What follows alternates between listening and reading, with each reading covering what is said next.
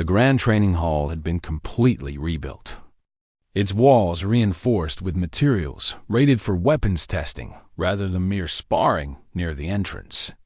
A small plaque had been mounted on the wall. It read, "Site of the Human Demonstration, Year 4412 of the Coalition," below the official text. Someone had added an unofficial inscription that the maintenance staff had repeatedly tried to remove. It kept reappearing, it said. She asked nicely. Una Park walked through the new halls with a data pad in one hand and a cup of tea in the other. Her shoulder had healed completely, though she still rotated it sometimes out of habit.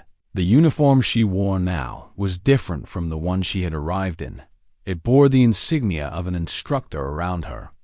Cadets from a dozen species moved through their morning routines. Some of them nodded respectfully as she passed.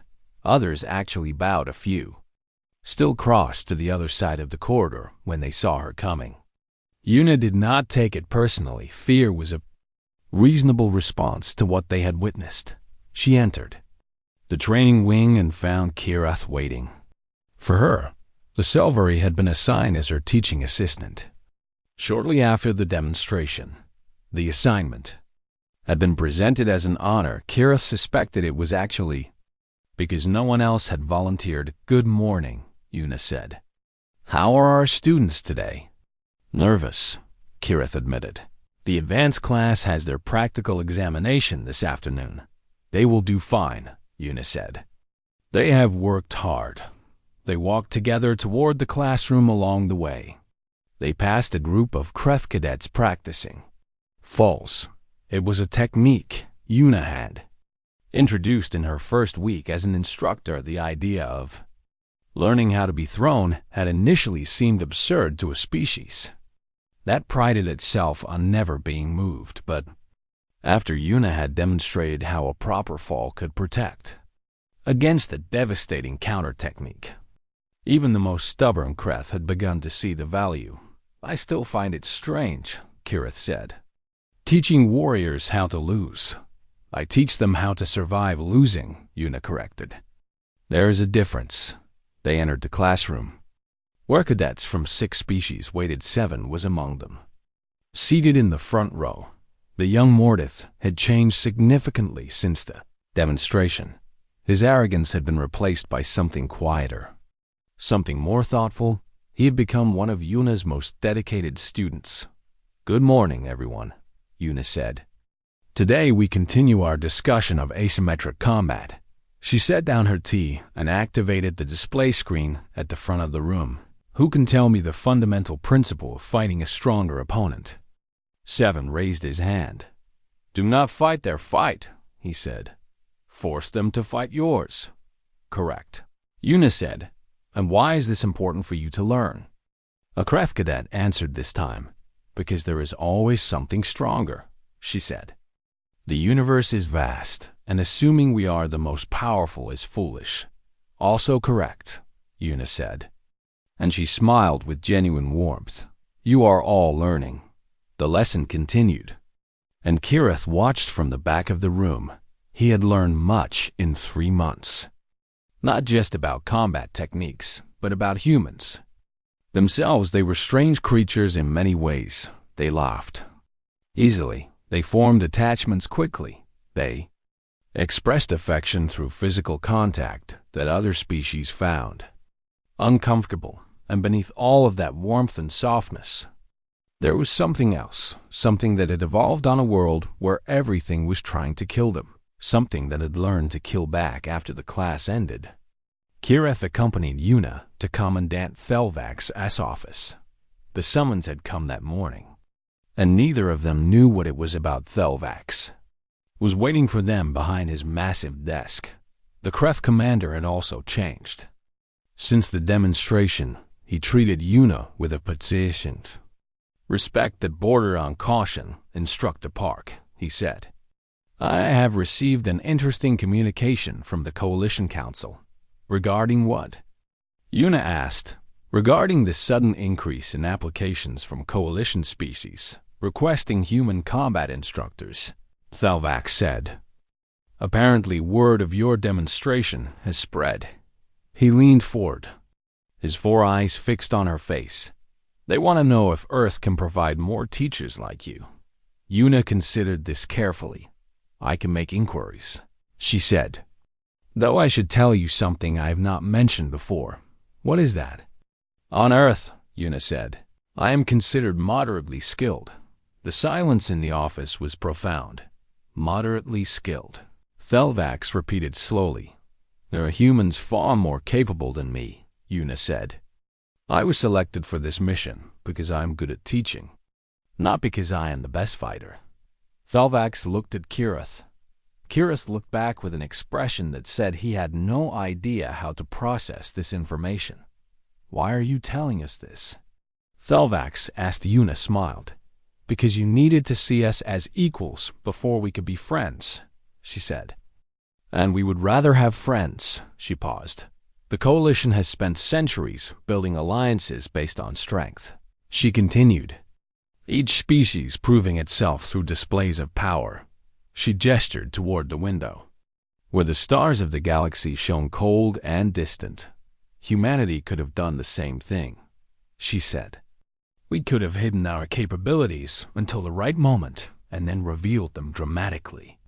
Instead, you walked into our academy and let us underestimate you. Thelvax said, we let you see us as we appear, Yuna corrected. Small and soft and seemingly harmless. And then you showed us what lies beneath. Only a small part of it, Yuna said. Enough to earn respect.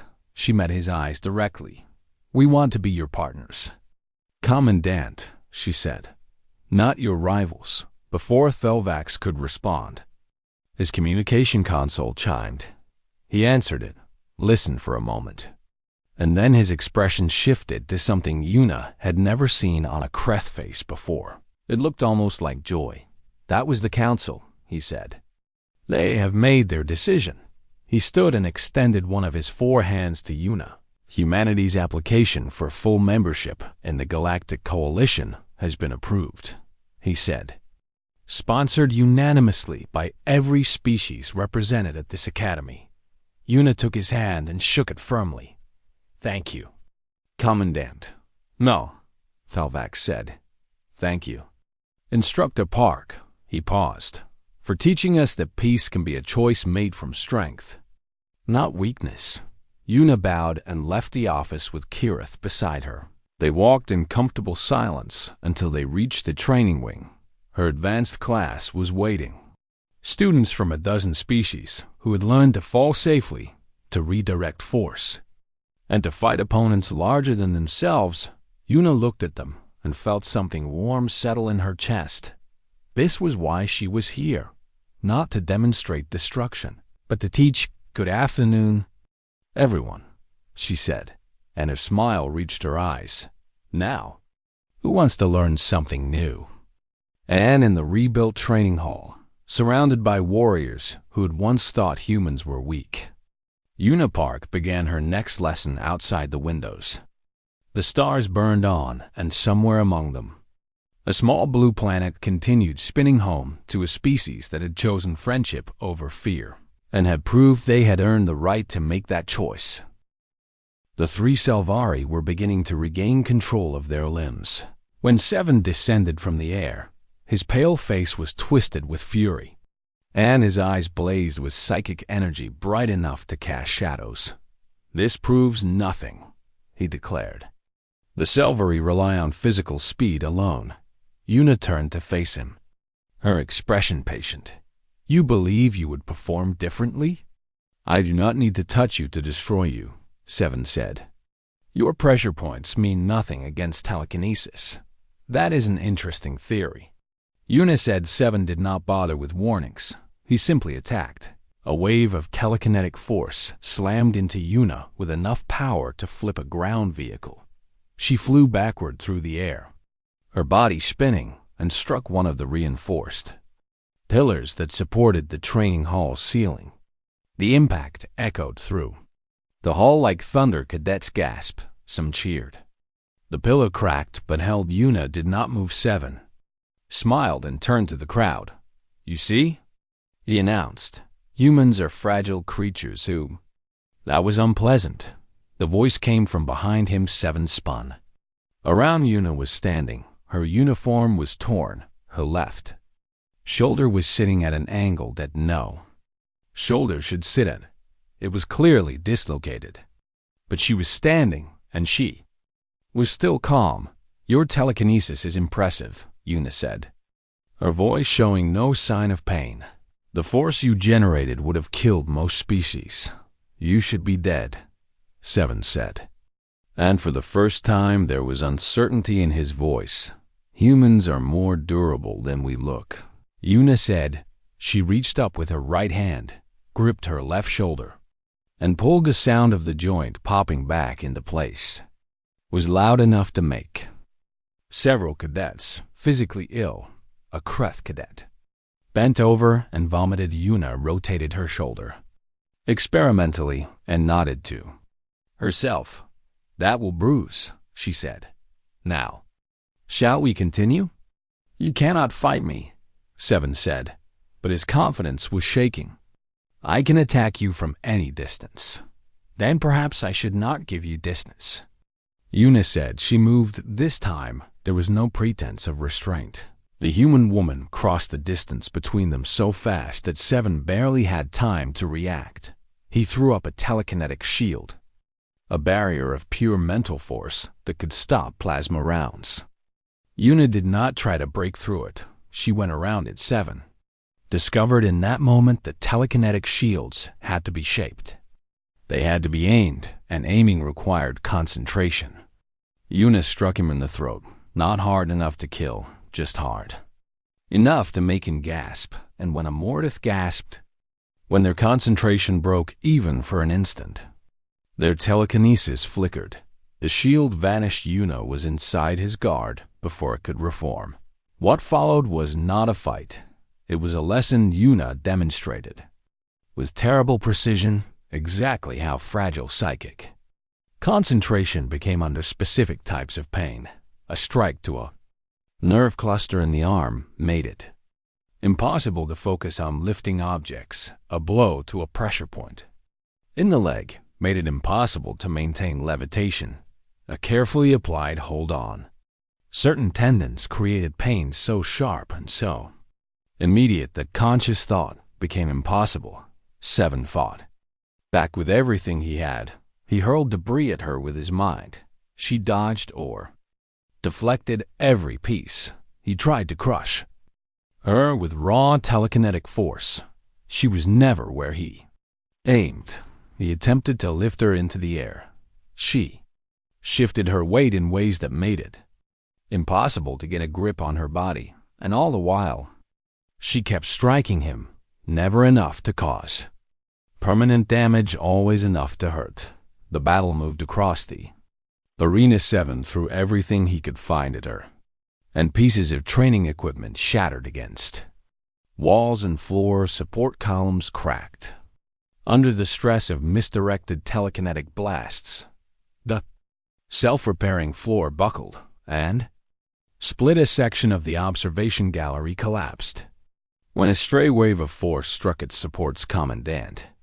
Tovax ordered everyone to evacuate to safe distances. The grand training hall was being destroyed around them, and through it all, Una kept moving, kept striking, kept demonstrating that raw power meant nothing against precision and will. Finally, Seven collapsed. He lay on the broken floor, his chest heaving, his psychic reserves completely exhausted. He could not have lifted a feather. He could not have pushed a leaf.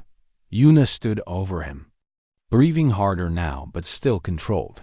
She knelt and checked his vital signs, her fingers finding his pulse with practiced ease. You will recover, she said. No permanent damage. Seven stared up at her with eyes that no longer glowed. How? He whispered. How is this possible? Kirith stepped forward from the crowd of stunned observers. I would like to know the answer to that as well, he said. Everything I know about humans says this should be impossible. Una stood and looked around at the destruction. The Grand Training Hall was in ruins. Centuries of history reduced to rubble. by a single demonstration. She did not seem particularly concerned. Humans evolved as persistent predators, she said. We hunted prey larger and faster than ourselves by following them until they collapsed from exhaustion. That explains endurance, Kirith said. Not this. No, Yuna agreed. But it is the foundation. She walked to a piece of debris and sat down, her injured shoulder clearly bothering her despite her calm expression. On Earth, humans were never the strongest creatures, she continued. We were never the fastest or the most armored. She looked at the assembled warriors, at the Kreth and the Selvari and the Mortith and all the others. But we survived, she said. We survived because we learned to fight things stronger than ourselves. She gestured at Seven, who was being helped to his feet by medics. Every technique I used was developed by humans to defeat larger, stronger opponents, she said. Pressure points, joint manipulation, redirection of force. She paused. On Earth, we have a saying, she said. It is not the size of the dog in the fight. She looked at Commandant Thelvax, who had watched the entire battle in silence. And Commandant?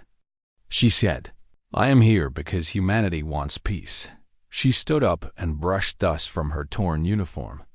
But we wanted you to understand something important, she said. Peace is a choice we make. Her eyes met his.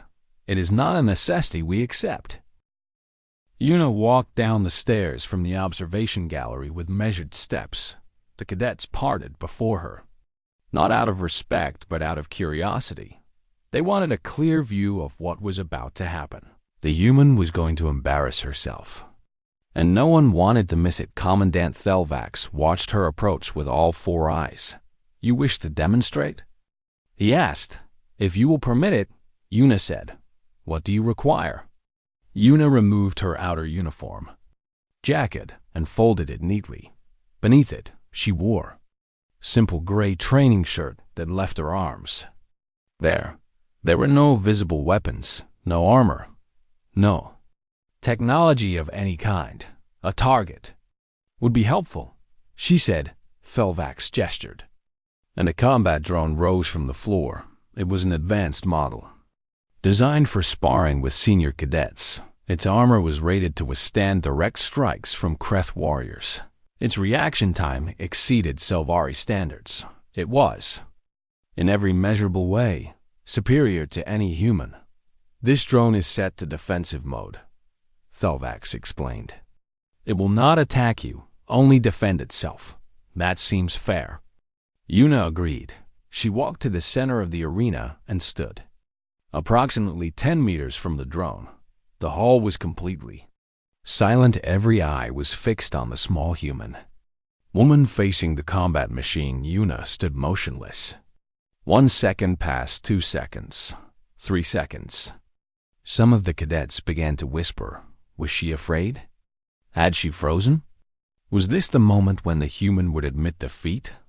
Then Yuna moved. What happened next would be debated for years. The drone's sensors were recording at maximum resolution. Its processors were analyzing thousands of data points per second. It was designed to predict and counter attacks from the fastest species in the coalition. It never saw her coming. Yuna crossed the 10 meters in less time than it took for most species to blink. Her movement was not like the Selvari, who became blurs of silver speed. She moved like water flowing downhill, each motion connecting to the next without pause or hesitation. She struck the drone in 7 places within 4 seconds. Each strike was precise, targeting specific joints and connection points. The drone did not explode like the targets the Kreth had destroyed. It did not slice apart like the targets the Selvari had cut. It simply stopped working. Its limbs went limp. Its sensors went dark. It collapsed to the floor in a heap of expensive machinery that would never function. Again, Yuna stood over it, breathing normally, her heart rate still at 50 beats per minute. The silence in the hall was absolute. Commandant Thelvax stepped forward and examined the drone. Its central processor is intact, he said, his voice carrying a note of confusion. Its power core is functional. The neural pathways have been severed, Yuna explained. I targeted the connection points between its brain and its limbs. She said this the same way someone might explain how to make tea. That drone's weak points are classified, Thelvax said slowly. How did you know where to strike? I did not know, Yuna said. I observed its movement patterns during the walk here and calculated the most likely structural vulnerabilities. The commandant stared at her. In the time it took to walk from the gallery to the arena floor? It was a short walk, Yuna admitted. I had to make some assumptions from the crowd. Seven's voice cut through the stunned silence. A trick, he declared. The drone was sabotaged. Yuna turned to face him. Would you prefer a live demonstration? The words were polite. The tone was pleasant.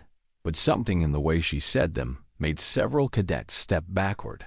Seven's eyes flared with psychic energy. Send your Selvari, he said to Thelvax.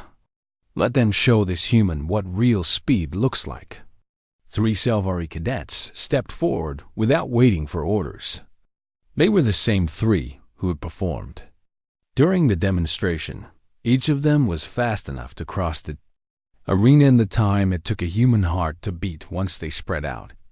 Surrounding Yuna in a triangle formation. 3 against 1, Thelvax said. That hardly seems fair. It is fine, Yuna said. I will try not to cause permanent damage. The Selvari moved. They attacked simultaneously from 3 directions. Their blade arms slicing through the air at speeds that should have been impossible to track. Yuna was not where they expected her to be. She had shifted her weight before they moved, reading their intentions through tiny changes in their posture. The first Selvari's blade passed through empty air. Yuna caught his arm and redirected his momentum, sending him stumbling into the second attacker. The third Selvari adjusted instantly, his blade sweeping toward her throat. Yuna ducked beneath it and struck upward, her palm connecting with a specific point beneath his chin. The Selvari collapsed, his limbs going limp, not dead, not even injured, but his nervous system had been overwhelmed by the precision strike. He would recover in a few minutes. But for now, he could not move. The first 2 Selvari recovered and attacked again. This time, Yuna did not dodge. She stepped into their attacks. Inside the range of their blades, where their advantages became weaknesses. Her hands moved in patterns that seemed almost gentle. She touched pressure points, struck nerve clusters, and manipulated joints in ways that should not have been possible in less than 10 seconds. All 3 Selvari were on the ground. They were conscious. They were watching. They were completely unable to move. Yuna stood among them, her breathing still normal, her expression still calm. The hall remained silent. But now the silence had a different quality. It was not the silence of anticipation. It was the silence of fear. One of the fallen Selvari managed to speak, his voice trembling. What are you? Yuna knelt beside him and helped him into a more comfortable position.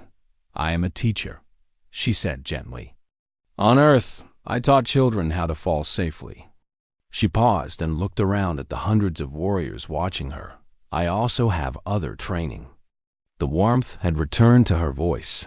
The smile had returned to her face. But no one in the hall would ever forget what they had just witnessed. A human woman had defeated 3 of the fastest warriors in the coalition without breaking a sweat, without drawing blood, and without ever losing that terrible, patient calm in the observation area. Kirith looked at his scanner one more time.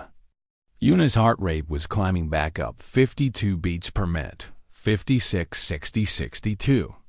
She was returning to normal, which meant that what they had just seen was not a normal state. What they had seen was something humans could become when they chose to, something that Kirith suspected the coalition had never encountered before, and something that he was very glad had chosen to demonstrate restraint.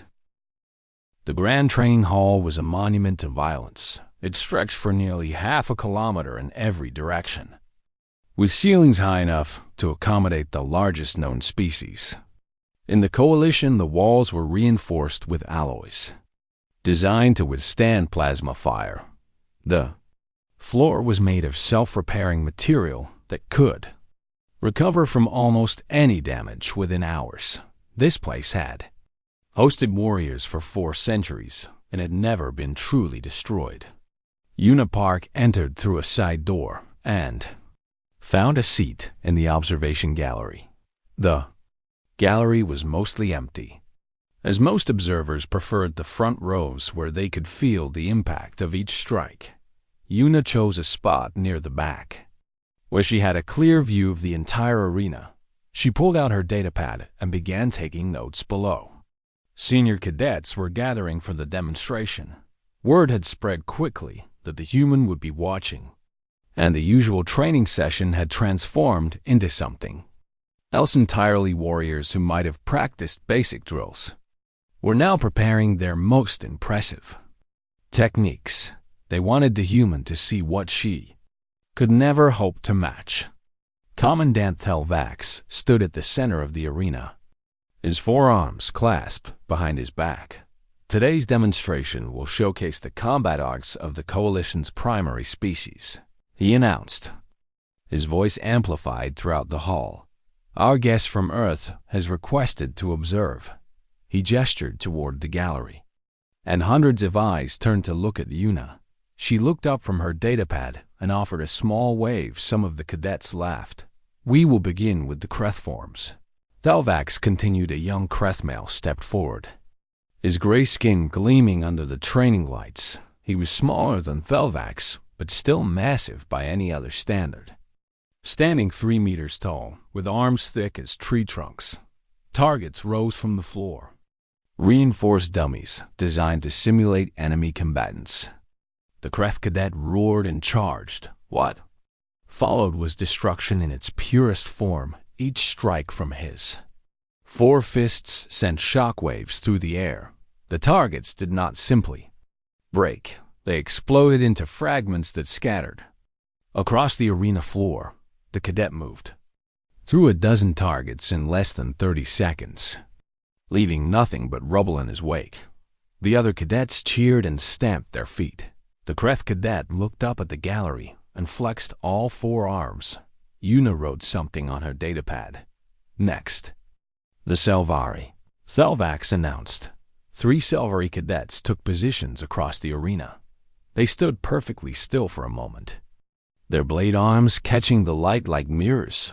Then they moved.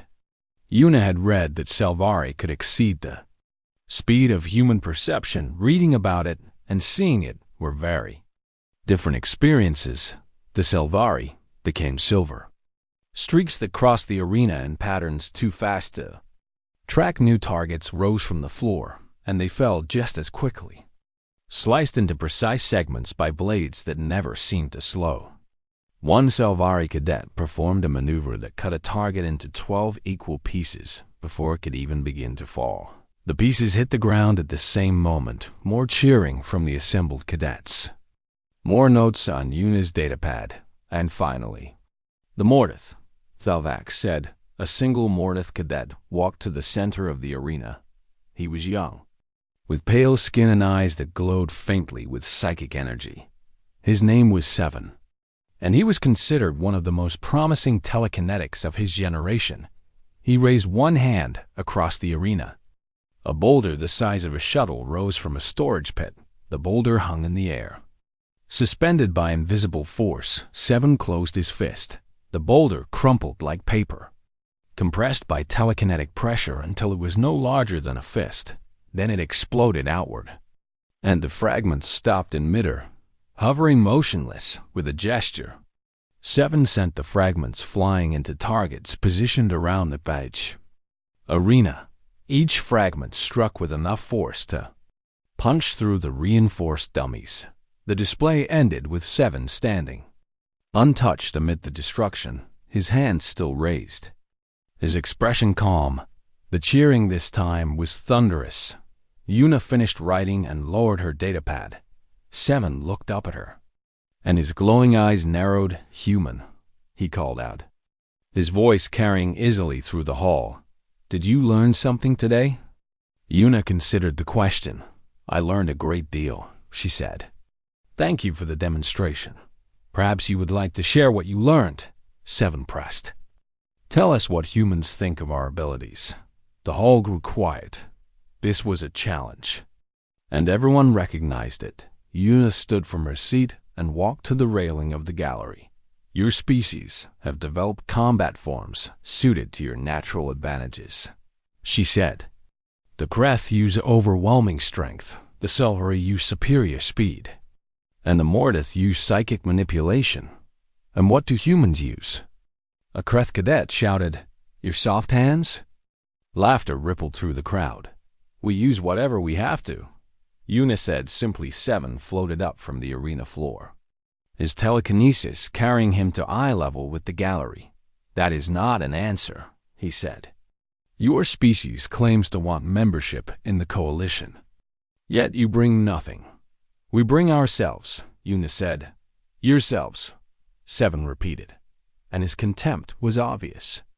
"A species with no natural weapons, no psychic gifts, no armor, no speed. That is accurate," Yuna agreed. "Then admit what everyone here knows," Seven said. "Admit that humans are inferior." Yuna looked at him with the same calm expression she had worn since arriving. "No," she said.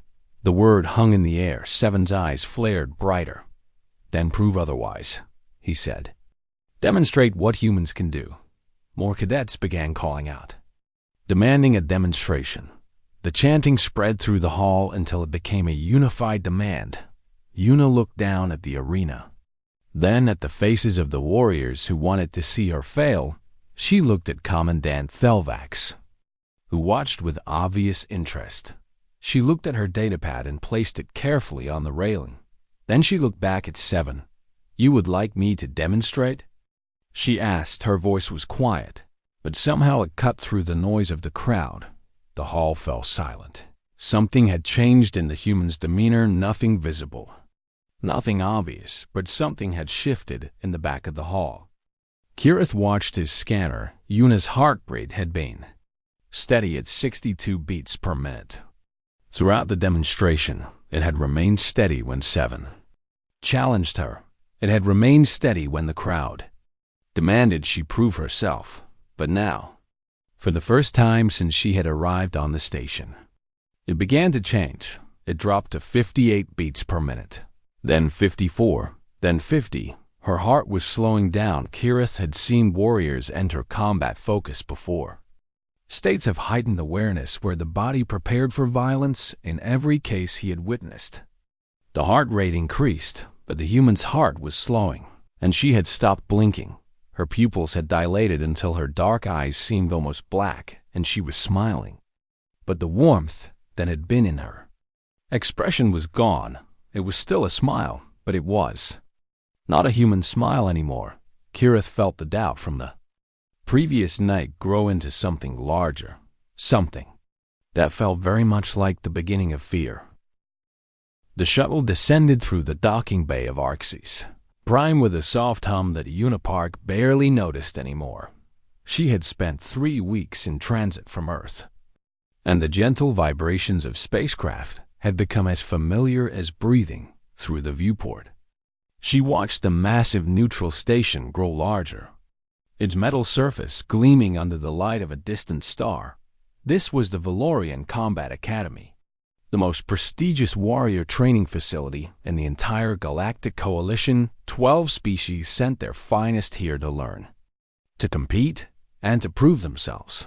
And now, for the first time in the Academy's 400-year history, a human had been invited. Yuna gathered her single bag and walked toward the exit ramp. She was a woman in her early 30s with black hair tied back in a practical ponytail. Her face carried the kind of calm that some might mistake for emptiness. She stood at average height for a human female, which made her small by the standards of most coalition species. Nothing about her appearance suggested anything remarkable. The ramp lowered, and Yuna stepped onto the polished floor of the docking bay. A delegation waited for her, though the word "welcome" did not seem to apply to the expressions she saw. At the front stood a massive figure with gray skin and 4 muscular arms folded across a chest as wide as a ground vehicle. This was Commandant Thelvax, a Kreth warrior who had led the academy for 60 years. Behind him stood representatives of other species. Sylvari were tall and thin, with limbs that ended in natural blades of bone. They moved with a fluid grace that suggested speed beyond human comprehension. The Mortith were humanoid, but with pale skin and eyes that seemed to look through rather than at. Whatever they observed, they were the psychics of the Coalition, capable of crushing metal with their minds. Yuna approached and offered a small bow of respect. "Commandant Thelvax," she said, her voice steady and warm. "Thank you for allowing humanity this opportunity." The Kreth looked down at her with all 4 of his eyes. Each eye blinked independently, which Yuna found fascinating rather than unsettling. "The Coalition Council insisted," Thelvax said, his voice a deep rumble that vibrated through the floor. "I am told humans wish to prove themselves worthy of advanced membership." "We do," Yuna agreed. "Then you will have the chance to try," Thelvax said, and the slight emphasis on the word "try" was not lost on anyone present. He turned and began walking. Clearly expecting her to follow, the other species fell into step around them, and Yuna noticed how they positioned themselves. The Sylvari flanked her sides, their blade arms catching the light. The Mortith walked behind her, their pale eyes fixed on the back of her head. It was an escort formation designed to intimidate. Yuna smiled politely and kept pace with the Commandant. The corridors of the academy were vast, built to accommodate species of all sizes. Yuna saw training rooms through transparent walls, where warriors of different races practiced their arts. A Kreth cadet was lifting weights that would have crushed a human. Flat, a pair of Sylvari sparred at speeds that made them appear as silver blurs. A Mortith student sat in meditation, levitating a dozen metal spheres around her body. "You will be assigned quarters in the Eastern Wing," Thelvax said without looking back. "Your training schedule will begin tomorrow." "I appreciate that," Yuna said. "May the first ask which wing houses the other junior cadets?" "The Western Wing," a Sylvari beside her answered, his tone carrying amusement. "The Eastern Wing is for support staff and maintenance workers." "I see," Yuna said, and her expression did not change. They continued through the station, and word of her arrival spread quickly. Cadets gathered at doorways and windows to watch the human pass. Whispers followed her like shadows. "That is their warrior?" a young Kreth asked, not bothering to lower his voice. "She looks like she would break if I breathed on her." "Humans are from a mid-range world," another cadet explained. "Not quite a paradise planet, but nothing special either. I heard they have no natural weapons," a Sylvari added. "No claws, no venom, no armor. No psychic ability either," a Mortith said with something like pity. "How do they even survive?" Yuna heard all of this. She kept walking, kept smiling, kept her breathing steady and her heartbeat calm. They reached the Eastern Wing, and Thelvax stopped before a door that was notably smaller than the others. "Your quarters," he said. "A guide will come for you in the morning." "Thank you." "Commandant," Yuna said, and she meant it sincerely. "Before you go, may I make one request?" Thelvax turned slightly, his expression suggesting he had not expected her to ask for anything. "What is it?" "I would like to observe the senior combat demonstrations tomorrow," Yuna said. "I have read about the skills of the various coalition species, but I have never seen them in person." Something like amusement crossed the Commandant's face. "You wish to watch our warriors train?" "If that is permitted," Yuna said. Thelvax looked at the other species representatives. The Sylvari instructor made a gesture that seemed to indicate indifference. The Mordith representative's lips curved into a thin smile. "Permission granted," Thelvac said. "Perhaps it will help you understand what real warriors look like.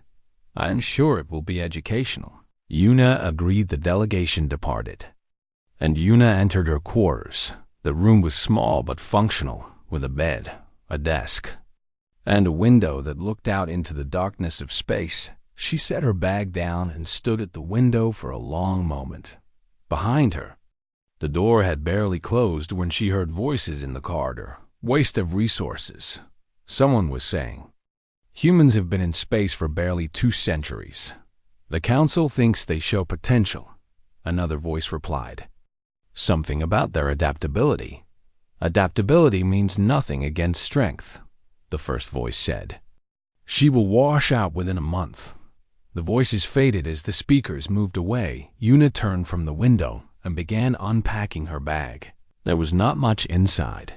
A few changes of clothes, a datapad loaded with reading material, and a small photograph of a mountain landscape. She placed the photograph on the desk where she could see it.